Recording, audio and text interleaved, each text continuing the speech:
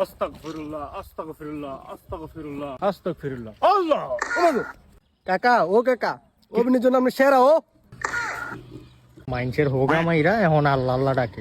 কিরে বাতিছে তুই আমার কিছু কইলি? না না কাকা, কি কমু আপনারে, আপনি আল্লাহ আল্লাহ লোক, আলহামদুলিল্লাহ। শোন জিসানে তো জমিনের ভুট্টারি পাইকে গেছে গা, সে যদি ভুট্টারি উড়িয়ে লায় উড়ানোর পরে কিন্তু আমার টাকাটা পরিশোধ করে লাইলে তার আর কোনো ফান্দে ফালাইতে পারতাম না। সে ভুট্টারি বেচার আগে এখনই আমার আর জমিনটা দল করে লাইতে হইব। বাবুরে তোরা তো কষ্ট করে খাওয়াই, কি লিগা বুঝুস না?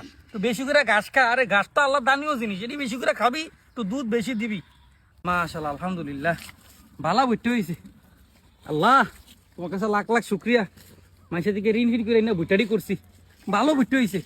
এ ভুট্টা বেচা বাবুল্লাহ টেয়াটি দিয়া যে টেয়াটা থাকবো ওই টেয়াটা রাখা দিমু। বিয়া শাদির বয়স কি হয় নাই আমার? ওইছে ওইছে বিয়াটা এগিয়ে করতারুম। কি ও জিসান মিয়া, কি অবস্থা? খেত ভুট্টা কেমন হয়েছে? কাকা হইছে আলহামদুলিল্লাহ আলহামদুলিল্লাহ, বাম্পার ফলন কাকা। আজকে তোমার ভুট্টা কাকায় পিছন মাইরা দিব নে, থাহো রেডি। আরে বাজান, তুমি যে 4 মাস আগে আমার থেকে 30,000 টাকা আনছিলা ভুট্টা খেত করবা কইয়া, এখন তো তুমি টাকাও দিলা না, আমার সুদও দিলা না। এখন তো তোমার ভুট্টা খেত আমি জব্দ করে নেবো। এই ভুট্টা তুমি বাড়িতে নিতে পারতা না।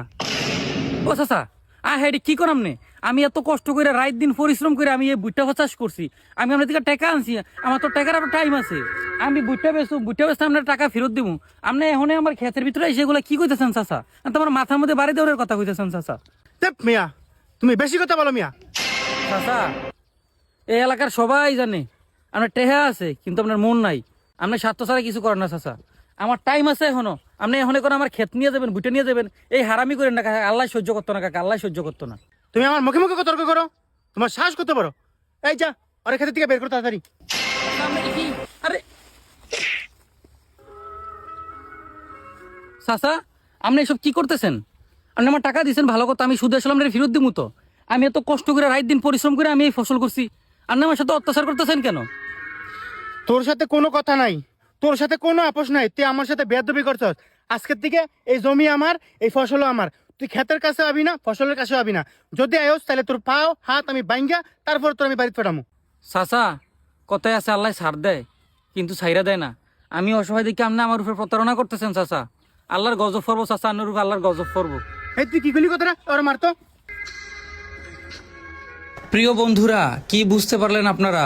আমাদের এলাকায় এমন অনেক ভণ্ড মানুষ আছে যারা অসহায় গরিব মানুষের দুর্বলতার সুযোগ নিয়ে থাকে, তাদেরকে উপকারের নামে ক্ষতি করে থাকে। একটা সময় সেই মানুষদেরকে নিঃস্ব করে